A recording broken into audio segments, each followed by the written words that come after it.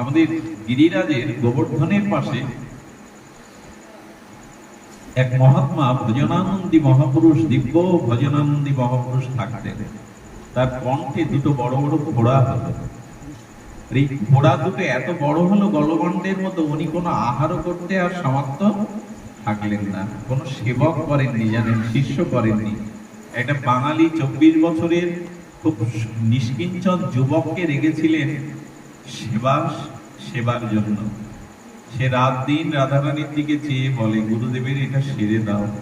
সে কষ্ট পাচ্ছে, কিন্তু লক্ষ্য করতেন গুরু মহারাজ কখনো এই ব্যাধির কথা, যন্ত্রণার কথা রাধারানীকে জানাতেন না, এবং ওকেও নিষেধ করতেন যে প্রার্থনা যেন তুই চেষ্টা যেন না করিস। যখন গুরুদেব সারাদিন এক বিন্দু জলও পান করতে পারলেন না, কুন্দ তীরে বসে সারা রাত কাঁদল। সারা রাত কাঁদছে রাধারানী, হে করুণাময়ী, হে ব্রজেন্দ্র নন্দন, হে ব্রজেশ্বর, করুণা করো। শ্রী গুরুদেব কষ্ট পাচ্ছেন। সারা রাত কাঁদল, চোখের জলে বুক ভেজালো।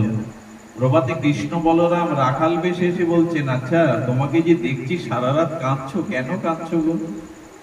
বললো, তোমাকে বলে কি হবে গো, আমার গুরু মহারাজের কণ্ঠে বড় বড় দুটো ঘোড়া পেকে গেছে, যন্ত্রণায় কাতর, জলও নিতে পারেন না, তোমাকে বলে কি হবে? বললেন, আমার কাছে উপায় আছে, কিন্তু তোমার গুরুদেব ওটা গ্রহণ করবে না। রাখাল বেশে ব্রজেন্দ্র নন্দন বলছেন, তোমার গুরুদেব এত দৃঢ় যে ওটা গ্রহণ করবে না। বলে, উপায় থাকলে বলো না। কোন উপায় থাকলে? বলে, উপায় বলতে পারি, কিন্তু তোমার গুরু মহারাজ এত সুদৃঢ়, উনি এটা গ্রহণ করবে না। তবু তুমি কাঁদছো, নিয়ে যাও। একটা পাতা পত্র তুলে বললেন, গুরুদেব যখন তন্দ্রাচ্ছন্ন হবে নাম জপ করতে করতে, তখন শুয়ে দিন, না হলে শোয়াতে দেবে না। ভোরবেলা গুরুদেব উঠে, আমরা যেমন জপের মালা রেখে দিলে খুঁজি না, মালাটা কোথায় গেল, খুঁজি কি না, মালাটা কোথায় গেল? উনি বলছেন, এই আমার গলার মালাটা কোথায়? শিষ্যকে ডেকে বলছেন, আমার গলার মালাটা কোথায়? অবনত মস্তকে সজল নয়নে বলছেন, গুরুদেব, গুরুদেব ওটা নাই। বলে, নাই মানে কি করেছিস, সত্য করে বল। বললেন, একজন একটি পাতা দিয়েছিল ব্রজবাসী বালক, ওটা ছোঁয়ালে আপনি নিরাময় হবেন। তাই আপনি নামরত অবস্থায় যখন তন্দ্রাচ্ছন্ন ছিলেন, আমি ওটা স্পর্শ করেছিলাম, তাই সেরে গেছে। হুঙ্কার দিয়ে উঠে বললেন, বেরিয়ে যা, কোনোদিন আর মুখ দেখাবি না, যা যা, চলে যা, আশ্রম থেকে চলে যা, তোর মুখ যেন আমি কখনো এই জীবনে দর্শন না করি। গুরুদেব, সব ছেড়েই তো আপনার চরণে পড়ে আছি, তাগিয়ে দিবেন না, আপনার সেবা ছাড়া তো আমি বাঁচবো না। বলে, মুখে মুখে তর্ক করা হচ্ছে, বললাম না বেরিয়ে যা, তোর মুখ দেখবো না। এত বড় ক্ষতি কেন করলি তুই আমায়? কি অনুভূতি মহাদেব, আমি আপনার ক্ষতি করলাম?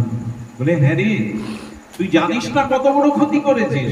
ওরে, এই ঘোড়া দুটোর প্রারব্ধবশত আমার কাছে ঠাকুরানী পাঠিয়েছিলেন, এইটা ভুগতে পারলে আমাকে আর জন্ম মৃত্যু চক্রে আর আসতে হতো না। ওরে, এটা সারিয়ে তুই আমার আবার পুনর্জন্মের কারণ করলি, আবার কতবার আসতে হবে এর জন্য। যা, বেরিয়ে যা, আবার মুখে মুখে বলছিস কি ক্ষতি করলি।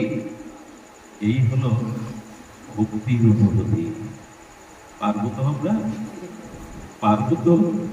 প্রভু, যা প্রারব্ধ ভুগিয়ে না, আর যেন পুনরায় এই মৃত্যুময় সংসারে না আসতে হয় প্রভু। এই মায়াময় সংসার থেকে মুক্ত করে নাও, ভুগিয়ে নাও। যখন চরণে লুটিয়ে পড়েছেন, আমি এতটা অনুভূতি আমার নাই প্রভু, কি করলে আমি আপনার চরণ আশ্রয় পাবো? আপনাকে ছাড়া আমি বাঁচবো না, গুরুগত প্রাণ।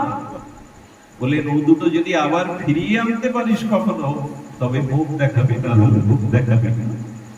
আবার কুণ্ড তীরে বসে সারা রাত কাঁদছে, কে তুমি এসেছিলে, আসো না, আবার এসো। আমি গুরুদেবের সেবা ছাড়া, তার দর্শন ছাড়া, তার চরণ ছাড়া বাঁচবো না। সেই করুণা ঘনমূর্তি ভগবানের কৃপা হলো। ভোরবেলা এসে হেসে বলছেন, কিরে, বলেছিলাম না তোর গুরুদেব খুব সুদৃঢ়, কারো কাছে কিছু চাই না, ও কিছু সাধতে চায় না, কাঁদছিস কেন আবার? কৃপা করে আবার ফিরিয়ে দাও, না হলে আমি তার চরণ পাবো না। পাতাটা দিয়ে বললেন, যা, ওটা ছুঁয়ে দিলে আবার ওই দুটো ফিরে আসবে। এলো, তখনই প্রসন্ন হলেন।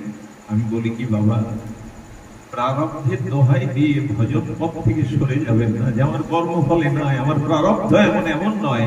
প্রারব্ধটাকে নিতাই গৌরের আশীর্বাদ মনে করুন, আশীর্বাদ মনে করুন।